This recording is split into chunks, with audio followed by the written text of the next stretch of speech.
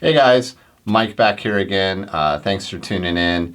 I originally was going to do a match recap video. I've been horribly remiss about capturing footage at matches or even pictures, really.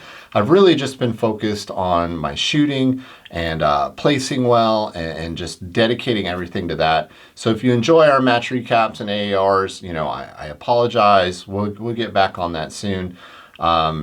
But, like I said, the end of the year here, I've just been focused on my shooting.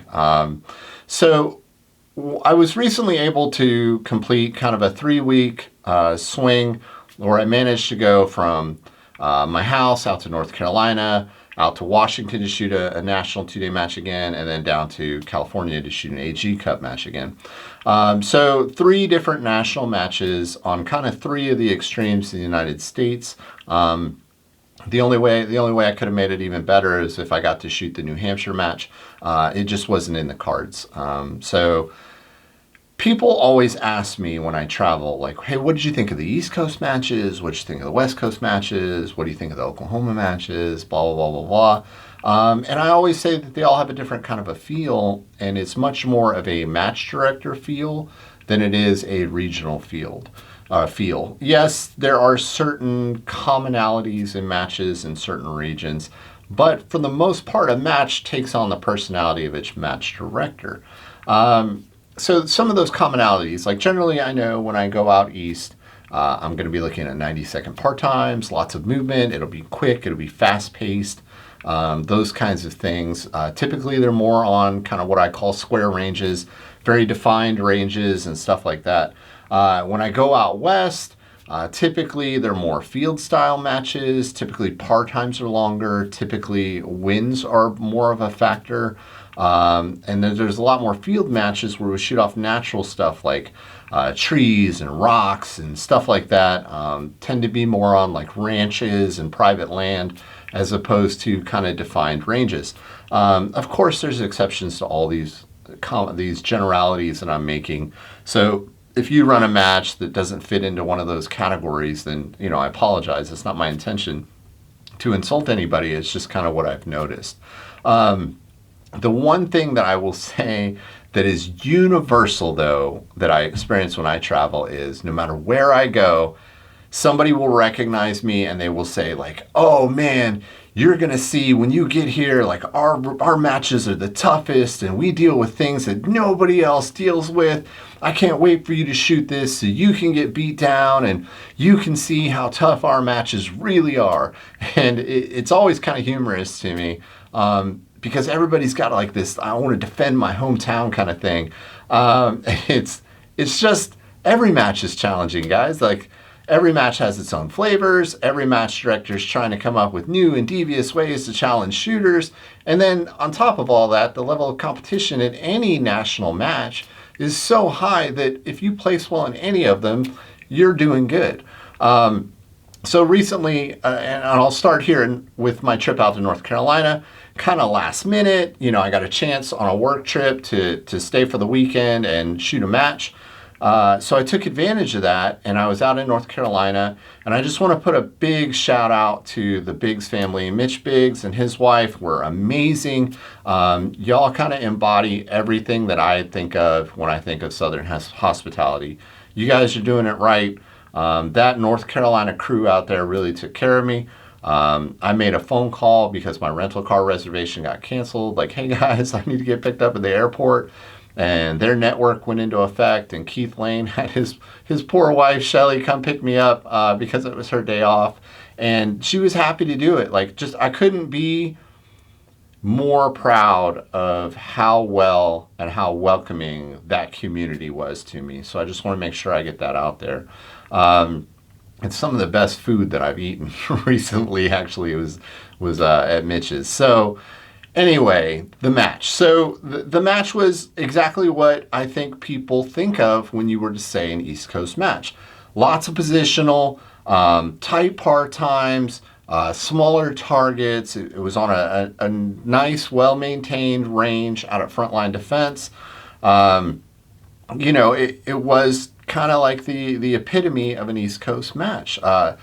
not a lot of wind at all. But there was a lot of mirage. And that was one of the things that there was a gentleman out at Mitch's house who, I swear, every hour he felt the need to tell me, like, oh, how'd you like that switchy wind? Or how'd you like that mirage? And how'd you like, you know, I honestly, I've shot in switchy wind before and I've shot in mirage before. Like, it's not that big a deal. It's not exclusive to North Carolina.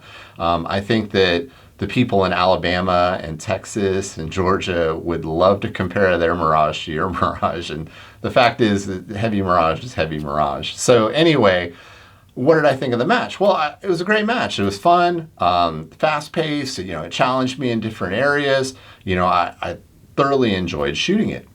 So I picked up out of North Carolina, flew home and got right in a car and drove to my local match. It's the only match kind of local to me, or one of two that's local to me on a national level. And by local, I mean I had to drive 5.5 hours to get there.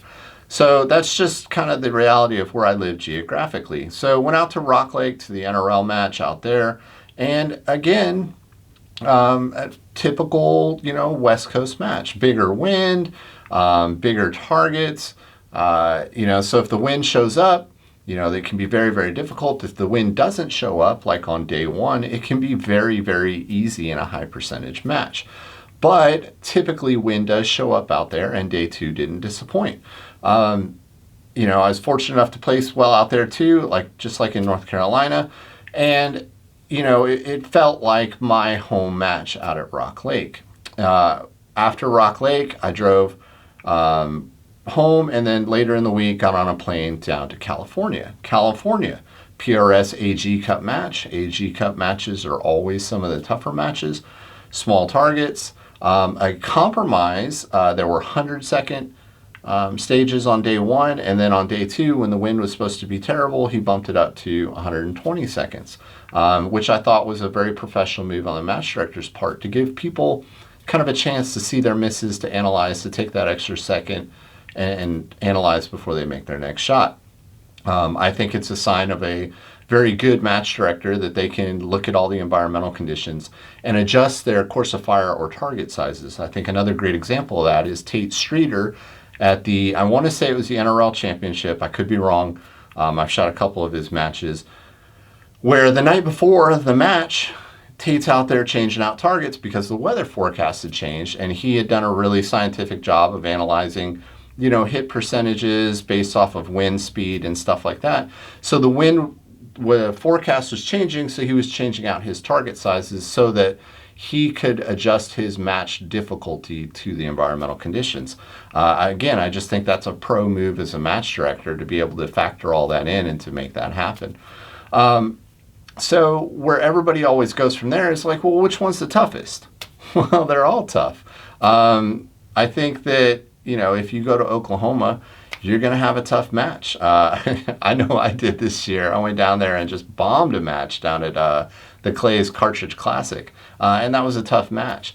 But I think that we have to move past this, like, my region is the only region that's hard. You know, East Coast guys love to say, well, you know, if I miss a shot, I'm dropping like 20 places. Well, that may be true, but you're also going to leave with a higher percentage of points than the West Coast guy who drops a shot, maybe only moves a place or 2 places, but typically out there, the spread in points is much higher.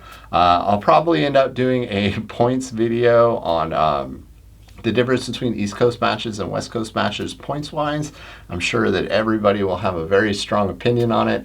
I look forward to the comments, just like I look forward to the comments here, because everybody loves to kind of rep their hood.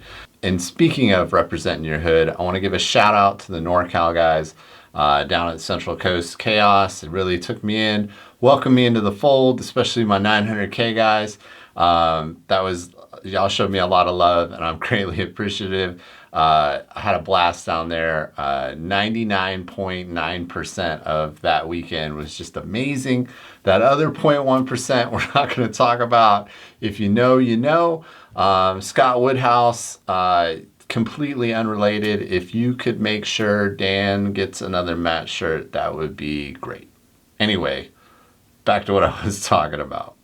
You know, I said all that to say this. I think that the more you travel, the more you experience all these different things, go down to Oklahoma, experience big plains wind and dust, you know, go out to North Carolina, shoot tight part times, go up to Pennsylvania and drown in that rain. I'm sure that was a freak event or whatever, but man, it rained on me up there. But, you know, that match had a very different feel too. Drew Walters up there at the War Rifles, that was a very different feeling match for me too. You know, Texas, Utah, Idaho, California, they all feel different. They all present unique challenges. So I encourage you guys to get out there, try them out, shoot a little bit, get outside your comfort zone. Hey, if you're an East Coast shooter, like, hey, it's okay to go play in the big wind. In fact, I look forward to seeing some of y'all out in Raton, New Mexico to see if some of you guys change your tune. But anyway, I hope you guys enjoy the video. This is just my rambling thoughts on my trip recently.